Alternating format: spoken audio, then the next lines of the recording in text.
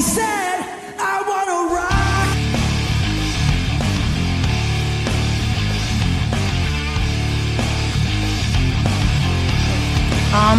Are we gonna be goofing off like this every day? We're not goofing off. We're creating musical fusion. Wow, you're amazing, dude.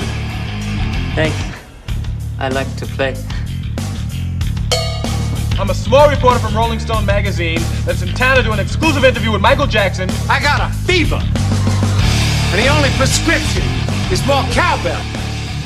It is time for the Unsigned and Unhinged Meltdown. Hey everybody, welcome to the Unsigned, Unhinged Meltdown.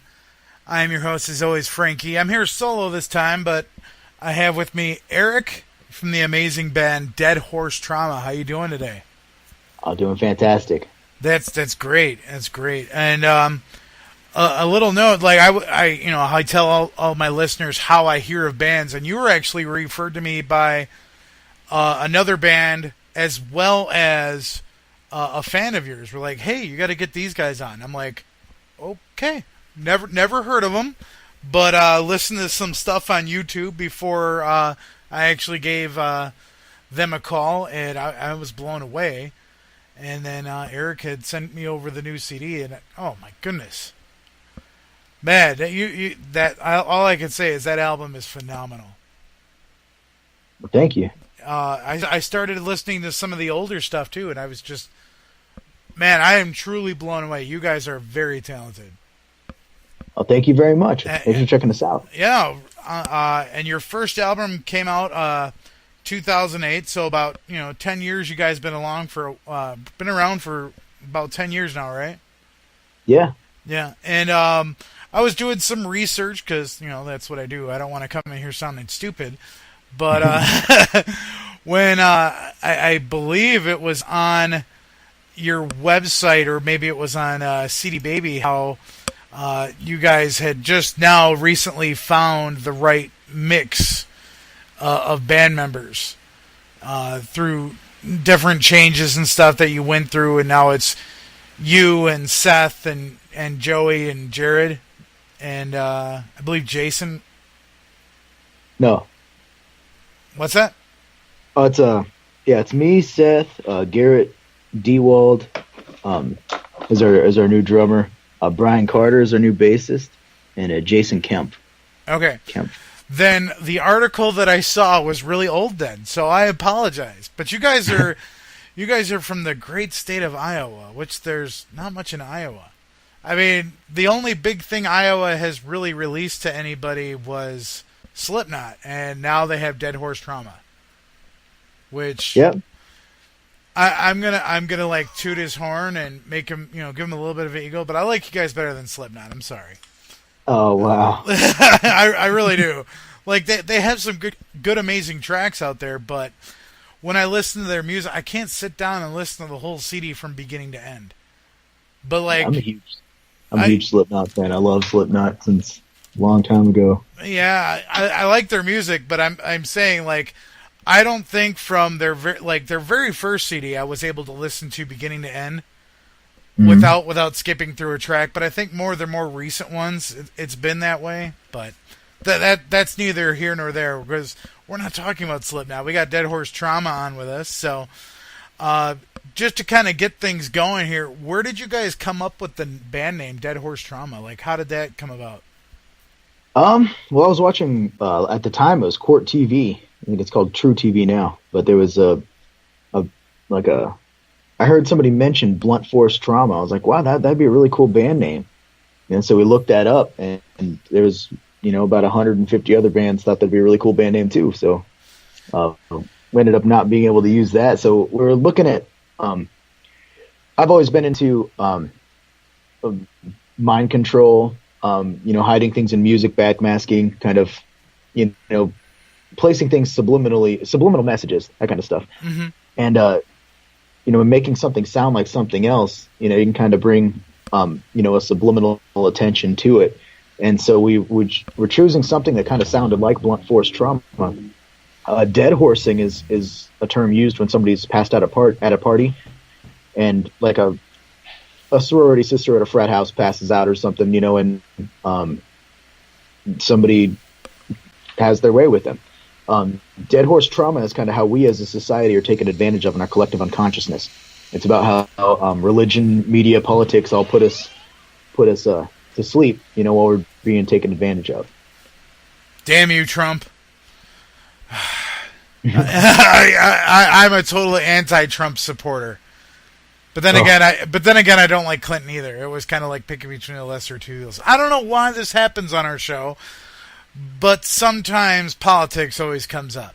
I don't know why, but it happens. I was always a big Trump fan as a businessman. Like, I've read his books, and then I've heard he was running for president, and I've never had any faith in the voting system that we have. Literally, it's been cycled over to a way that we can manipulate it in a really easy way. So it doesn't matter who that puppet is in office. It's the money that pushes them. So it doesn't matter what name it is. They have no say. It's the people they're actually running their money. Yeah, I agree with you on that one. But I know next election I'm voting for Dwayne Johnson. I don't care. Yeah. He can rock bottom somebody. I don't know. So good candidates will never win. What's that? The good candidates will never win. Yeah. Just how the world works.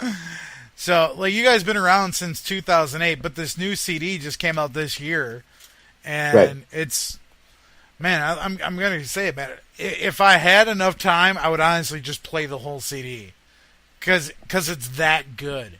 It really, truly is. So, and I really appreciate it. But the first song that we're going to spin for everybody is Fugue State, which that's just an amazing song. It's got a lot of energy in it. But what is the meaning that is behind this song? That's kind of an old story. I wrote a story a long time ago about a girl who was in a mental institution, and it's called Whispering Winds Mental Institution. And we're looking for ideas, kind of dynamic ideas, something that'll kind of offset the flow of this album, and Fugue State was just one of the ones. It was one of the very late songs that we made in this. And the idea about the mental institution and kind of how her as a girl didn't get along with her family and was kind of lost throughout her entire life is kind of where it all came up. Well, I'm going to toot your horn more. It's a great album. So I know it's available on iTunes. You guys can get it on CD Baby.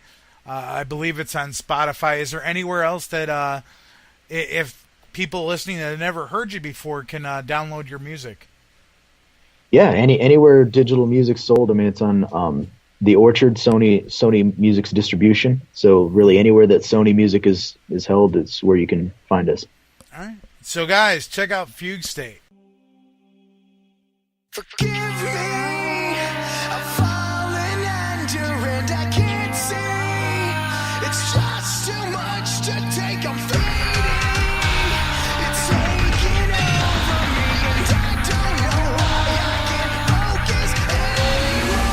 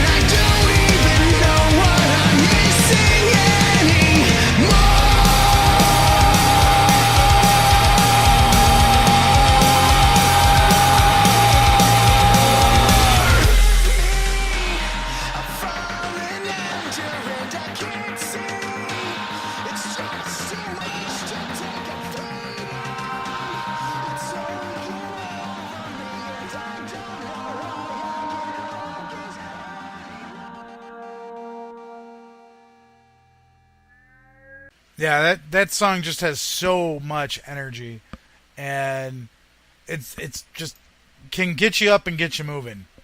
I mean, I don't know what else I can say about that. But the whole album does have that energy. But as we're recording this and everything, like everybody knows, I pre-record everything. We're gonna touch base on something that happened last week that was very, very powerful or I shouldn't say powerful, but it had a very powerful impact on the music community as a whole, and that, of course, is the loss of Chester Bennington. And I got to ask you, as a person, Eric, how much influence do you feel that Chester Bennington and Linkin Park as a whole have actually had that had just, revolutionized music? That's a great question. Really, he's an ultra high singer, and there hasn't been a whole lot of those, I mean, usually it's a voice that's, I don't know how to explain it, like almost, a higher voice has been typically, a majority of feminine kind of things. A lot of sopranos and really high tenor vocalists are out there, and oftentimes it doesn't translate well live. Sometimes it's things can get a little pitchy. So it's really hard for a band like that to really hit it huge. They kind of paved the way for like bands like Coheed and Cambria, and throwing pop music, kind of really taking that new metal genre and making it a lot more ultra hip hop and poppy. Yeah. I think they've had a huge hand in that. Yeah, I remember when Hybrid Theory first came out. I bought it like the week that it came out, and I played the hell out of that thing. I think I went through like 3 or 4 different they got scratched or damaged how much I played that CD. And I remember like playing the hell out of it like the first like 2-3 weeks. And I'm telling my best friend, I'm like, dude, these guys are going to be huge. He goes, dude, they're not that great. I'm like, dude, they're going to be huge. And then I remember 6 months later, they were being played on like every single radio station. And he was like, dude, that you got an ear. And I'm like, I know I got an ear, but I mean, I know we had a concert that was played. The podcast sponsored its first concert last week, Friday, and there was a band that actually paid tribute to Chester and covered "Numb." And Bradley, the lead singer, after the song, he was telling me he had a hard time actually getting through it because it was so fresh.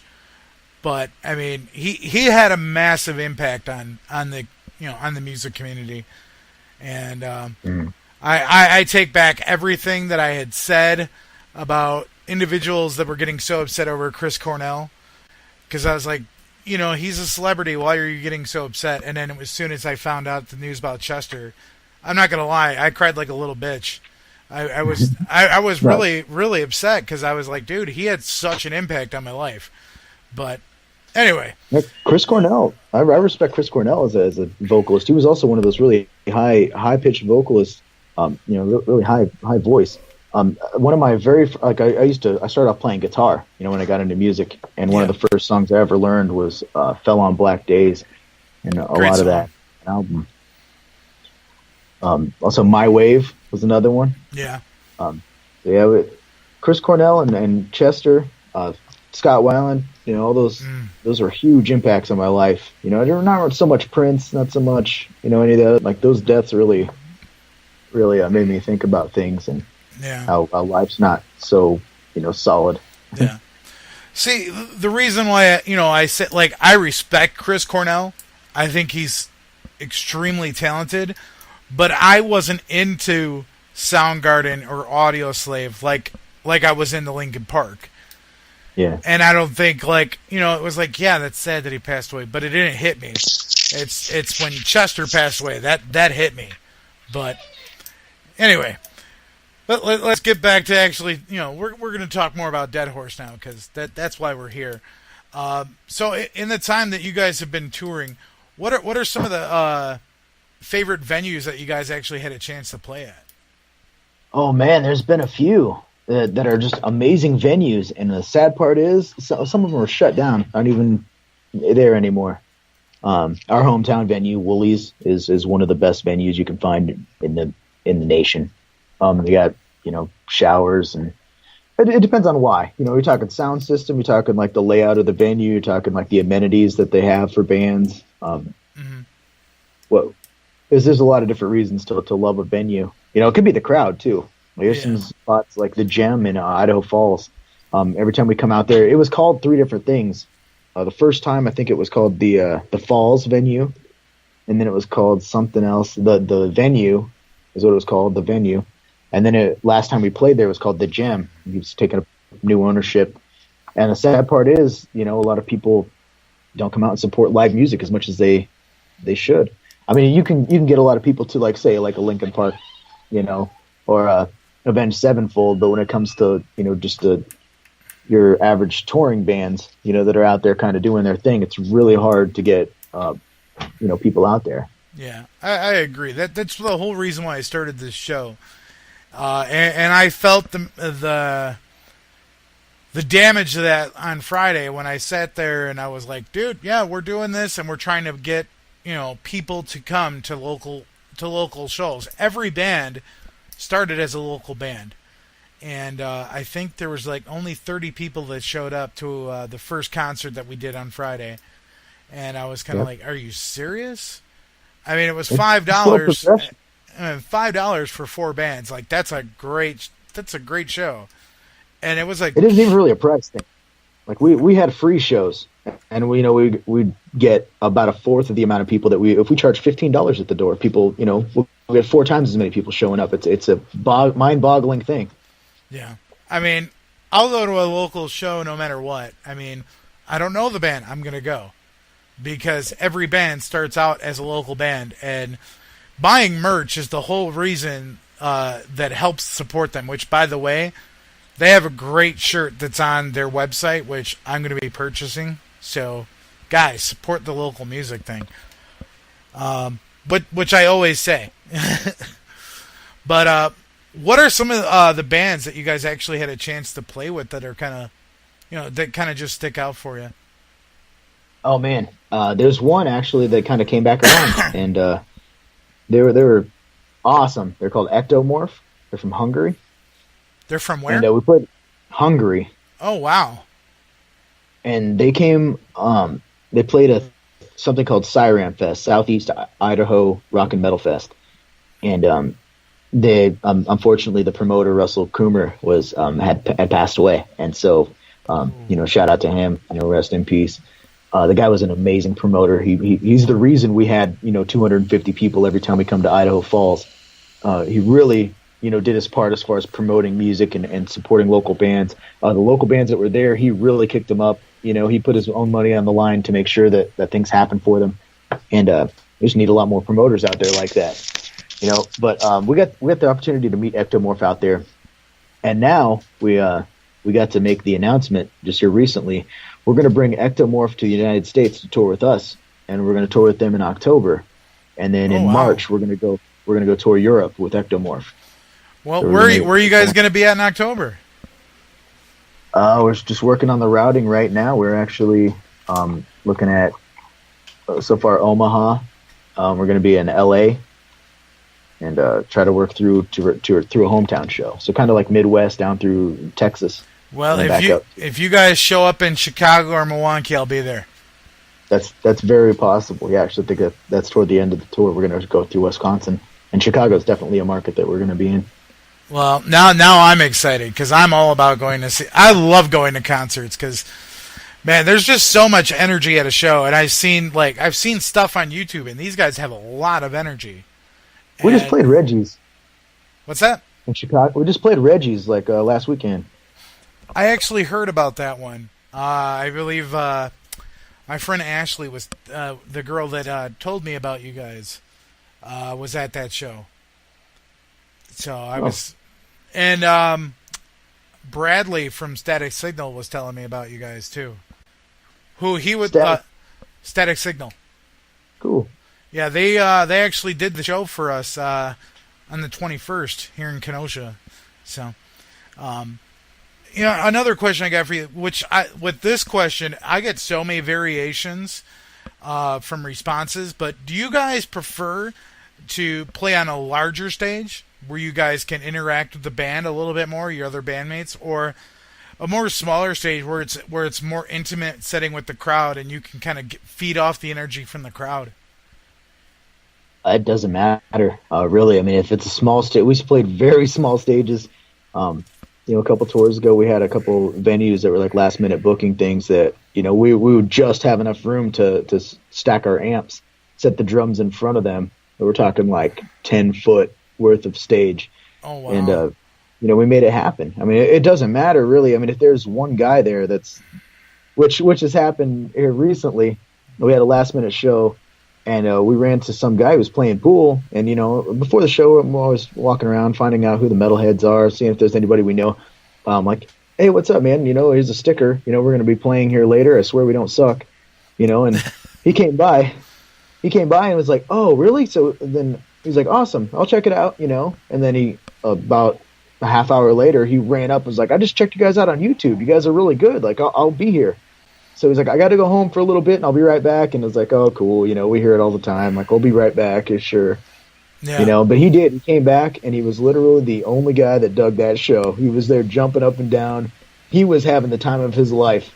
And the venue was pretty much empty except for that guy. But that's who we played the show for.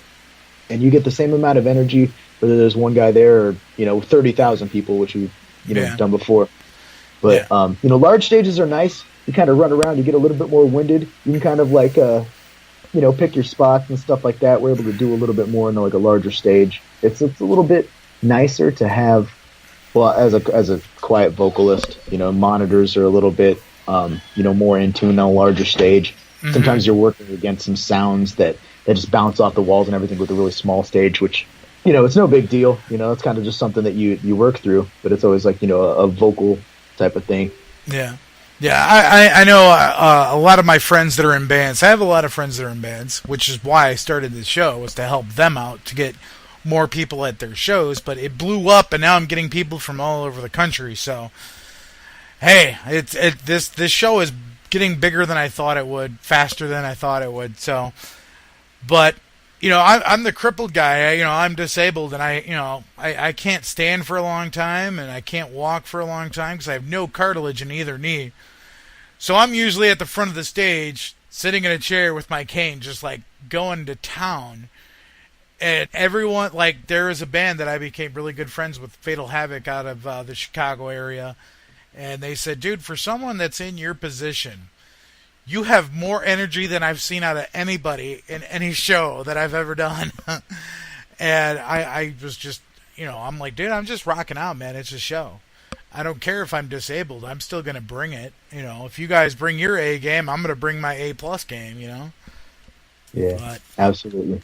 So, oh, man. So the next song that we're going to spin for everybody, which is not a single, but it's on your new CD, which is one of my favorite tracks off here. It's kind of a mellower song, which is Deepest Sleep. Is there like a meaning behind this song, or why don't you tell us a little bit about it? It's about enjoying and being in the now. We have a limited time on the spinning rock we call Earth. So you can really, really sweat the small things, or you could look at big picture and, do what you can for other people. So it's kind of about life and our frail existence. Kind of, like we're only, a very small amount away from our life changing significantly. So you have to be really prepared for anything. And it's kind of like just an example of that moment. Yeah. Kind of hits you right in the feels, guys. I'm just telling you. So, check it out, guys. This is Deepest Sleep.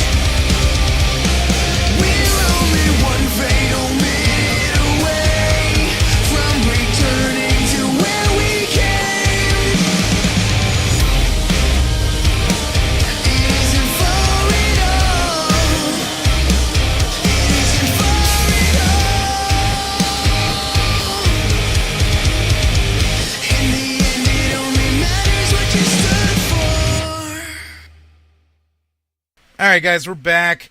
Like I said, that song kind of hits you in the feels. I got Eric with me from Dead Horse Trauma. And how's the cornfields out there in Iowa? Oh, they're still growing tall. They're still growing tall. What's the weather like out there, though? It's super hot. We were just on tour, and we were in Florida. And we thought it was pretty hot there, and then we checked the weather back home. We're like, wow, it's like 5 degrees hotter here in Iowa. Wow. Yeah, I'm in Wisconsin, and it was hot for last week, the tail end of last week. I want to say like Tuesday to Thursday or Wednesday to Fridays. It was pretty hot. And then now it's decent. It's like maybe like 65, 75. And if it could stay like that all year round, I'd be happy. It's 93 here right now. Oh God. Yeah. That's just. But a friend of mine actually just moved to Iowa. I want to say recently, because they were looking for, because his wife is battling cancer, and they were looking for a place that would allow, medical marijuana and such. And they were looking, I think it was Michigan or Iowa, and I think they ended up just moving to Iowa. And because they needed it for her, so they moved out to Iowa, and it's in Clinton. They moved to Clinton, Iowa. I don't know if you know. Oh yeah, I just went through there. Yeah, I don't know if you know where it's at. They used to have actually a place called the Pig Pen, and they used to have big shows down there. I remember always seeing, it was like the time when Linkin Park was getting pretty famous. They had a huge show there. Slipknot played. I think they had Primer 55. A lot of different bands. But that was kind of where Clinton was known for, is the Pig Pen. Oh wow! It's out of business now, like long out of business. Yeah, there was a bar here that was not here, but it was in Wisconsin. That was it was an 18+ venue, which is really hard to find nowadays. And they were like, I don't know, I've never been there, but a friend of mine was saying it's a landmark. And it just went out of business at the last June 30th. It went out of business. They're like, yep, we're closing our doors. I'm like, well, that sucks. Because I was thinking about having an 18+ show there, because so many people were like, oh yeah, we're 18, we can't go to the show. And so I was trying to make ways to find an 18+ venue to host a concert, but I'm sure there's others out there that I can grab. So anyway, as far as do you guys feel that social media it's really revolutionized just about everything nowadays? Because people are like, oh yeah, I'll send you a Facebook message. I'll send you, did you see my tweet? Or what have you? Or do you feel that social media helps out the local music industry or the independent music scene, or do you feel it hinders it more? It depends on what you use it for. If you're able to utilize it, then it's good. I mean, it's also it's change. It's not good or bad. It's change. There's ways you can roll with the punches, or you can try to hold on to the past, the way that the record companies used to do things, and just be bitter about how the music industry sucks now. Mm-hmm. Or, you could look at it as there's so many different ways to make money. Like, for example, we've noticed that our online ticket sales, we sell our own tickets. We still do, even in hometown shows. We're the type of band that will drive to your house and take you a ticket. If you message us like, hey, I need a ticket, we'll drive one to your house. We'll give you one, and a big thing that you can do now is just send somebody a Facebook request for $10. If it's a $10 ticket, you just send them a Facebook request for $10. They put in their debit card number, boom, you have the $10. They, you put their name on a will call list at the door. Selling tickets is so easy now. Making music is so easy now, which means anybody can do it. Anybody and their grandmother. You don't need a band, you don't need anything. You just need, the computer, social media, that kind of stuff, which is a double-edged sword. So it means that, there's no money to be made because everybody's doing it, that kind of thing. There's, different ways of looking at it. Yeah. I mean, now with how everything with technology is, you could have, because I know a band that had done this already, and they put out an album where they had one guy that was in Illinois, they had another guy in Texas, they had another guy in California. You get where I'm going with this, but they collaborated together online, and then one guy would record his piece, email it to everybody. Another guy would record his piece, email it, and they would put their album together like that. I'm like, I mean, that's cool and all, but how are you guys going to tour together? Like, because, owning an album is one thing, but I like to go and see a show live. There's so much energy in that. Absolutely. But yeah, that's how we recorded our last few albums. Not Life. Life, we locked ourselves in the studio for 30 days, sat there and recorded it, did pre-production, accomplished what we set to accomplish. But before that, like Kill the Precedents, Viops, even THC, the one we had before that, we're even in the same city, but we'll email everything back and forth. Email ideas. Just technology has made it really easy for you to become a music factory. Yeah. That kind of thing. So a lot of the stuff is missing from when you do that. You can't farm the music appropriately. There's a lot of different. You miss that. You miss that kind of magic that you get in the studio when you're all sitting there together and everybody looks at each other like, oh, this part is good. Oh yeah. You don't really get that. It's all on an individual basis. So sometimes things don't match up, and it can either work out for you or it won't. Yeah. And then other people have said to me before, as far as like social media, because now you can have Facebook Live, where someone could be at a concert and be like, oh, yep, I'm going Facebook Live, and record the concert on your Facebook, or you could actually record it on your phone and upload that thing up on YouTube. Well, yeah, there's people that are going to sit there and be like, well, I'm not going to go to the concert because someone's going to record a video and it'll be up somewhere. It's like, yeah, but you can record the video. But let me just tell you, it's one thing to watch it online somewhere, and it's another thing to actually be there in person. Yeah. I mean, I can't understand the people that decide that they're just going to wait and watch a video of something that gets posted up on YouTube or on Facebook or something. There's two different things, man. You got to just go and see them live.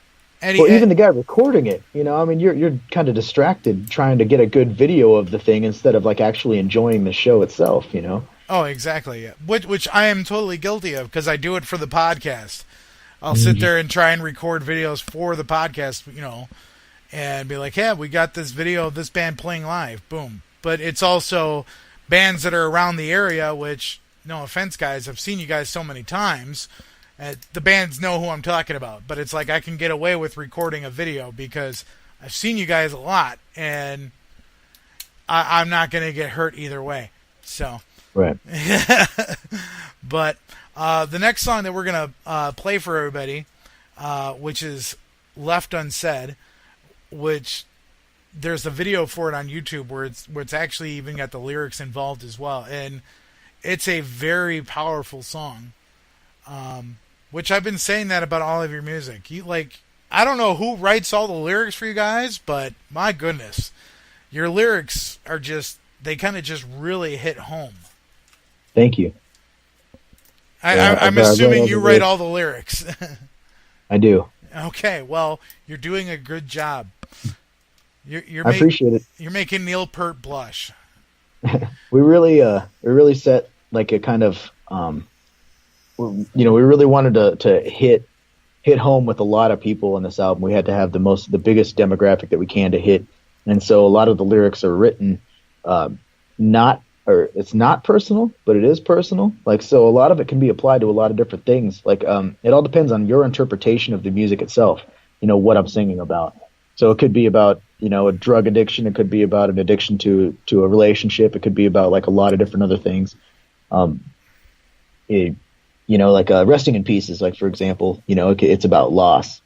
Somebody could have, put that about losing somebody or falling out of a relationship, or depending on what their perspective is when listening to it, we tried to have a good versatility as far as how people can let it affect them. Yeah. So that was a huge part about this. We wanted to make sure that we hit a wide variety of people with this album. Yeah. So, like I said, guys, the lyrical mastermind behind everything, Eric, that's who I got with me.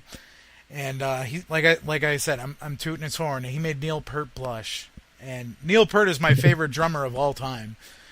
He's my favorite musician, period. So for me to say that, it's a little extra for you there. Thank you very much, man. So guys, check it out. This is off their 6th. It's the 6th CD. 6th. I can say that. 6th CD, Life. This is Left Unsaid. Check it out.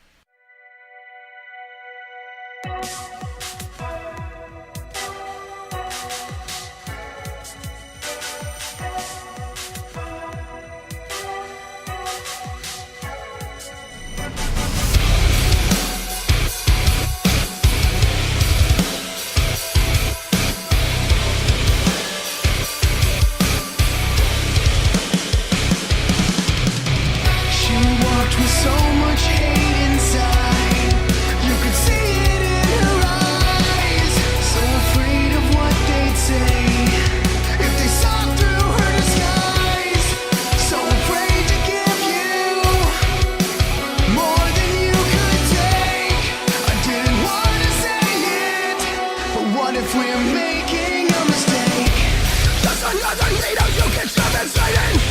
Once upon a time you were addicted to it. You were never guaranteed to have it of it. I think you're killing the girl inside. No one is perfect, so don't lose your head. While some search for beauty, some make it instead. Regrets can come from the things left unsaid. The ones that swim with the stream of the dead.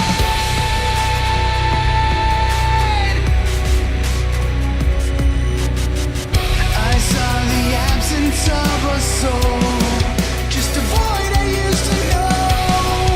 Every time I hear your name, I remember years ago.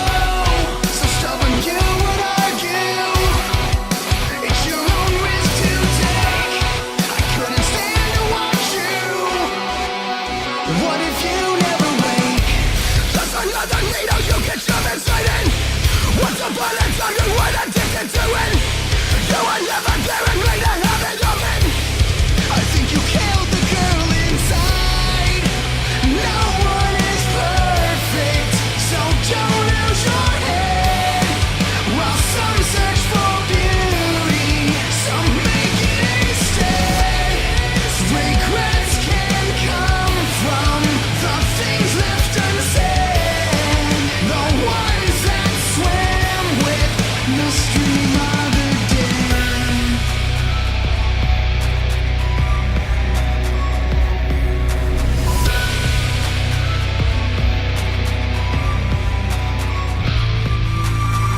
I can only stand by and watch you die for so long.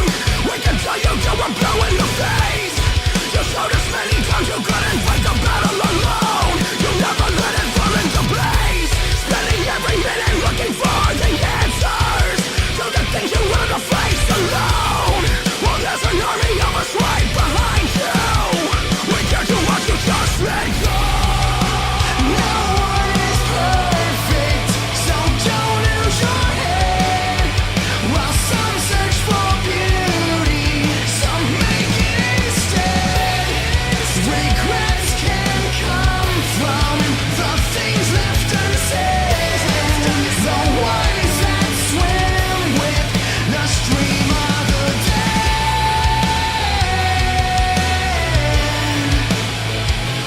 The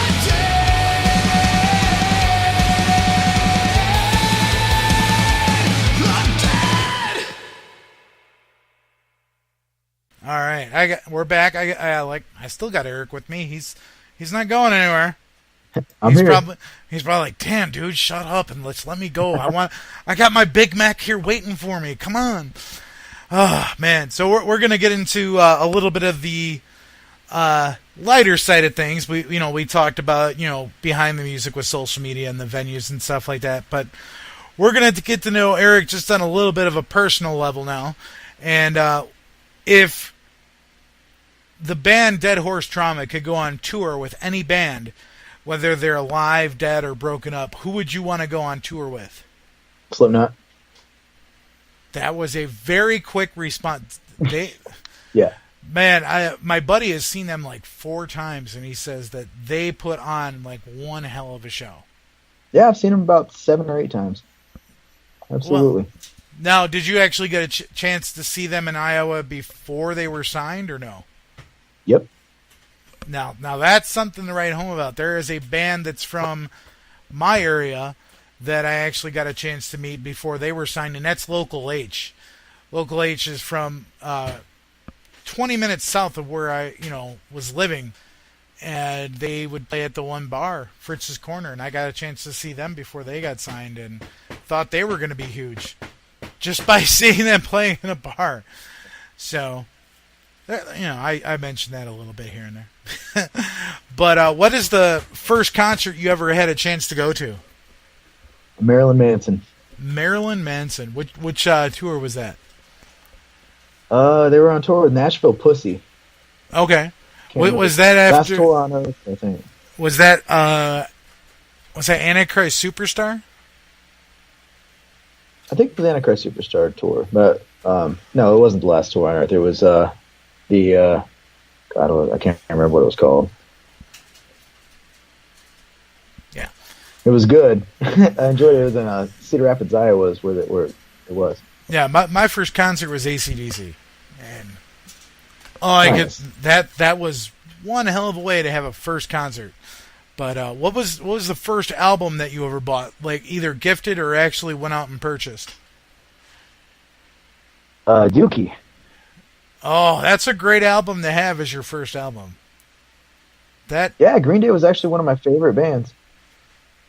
Dookie was a great album. It was very groundbreaking because they kind of took, in my opinion, I feel like they took punk to almost like a mainstream level with that album. But who would you say are like some of your inspirations in music? Like who inspires you, like musically or even non-musically? I remember sitting there and I was young and I walked in and I can't remember what I flipped through the channels or something like that. MTV was on there and then they played a song that just like, wow. I listened to it. I'm like, wow, that's a really like controversial subject. Not really controversial subject, but it was the band Genesis. No Son of Mine. Oh, I saw that and I was like, wow, that's a really powerful song. And I just like, it kind of blew me away. And I was like, never really into music before that. And then I saw that and I started getting I'm like, I'm going to watch this MTV stuff. This is kind of like, music is, it's never affected me like that before. And then I saw Michael Jackson. They had Thriller come on, all that stuff. And I was just like, wow, I want to do that. I want to touch people like this in a way that, it blew my mind. Like watching Michael Jackson perform and everything. I was like, that's cool. I want to try to do that someday. I actually had a chance to see Phil Collins once. That was, cool. Phil Collins was the drummer and singer, and I think he even wrote all the lyrics for Genesis. Yeah. So, but that song that you mentioned, No Son of Mine, I remember buying that album just because of that song. Oh yeah, because I heard that song. I saw the video on MTV and I was just blown away by that and was like, I want that album. And that whole album is just really a great album. But then again, Genesis is just, I don't know what to say about them other than they're a damn good band. Even the cover of Land of Confusion that was done by Disturbed. I love a good cover song, and they did a great job covering that song. Okay. So Nonpoint one too, I think. Yeah, Nonpoint covered. I forgot the name of the song that they covered, but they covered a song by Phil Collins.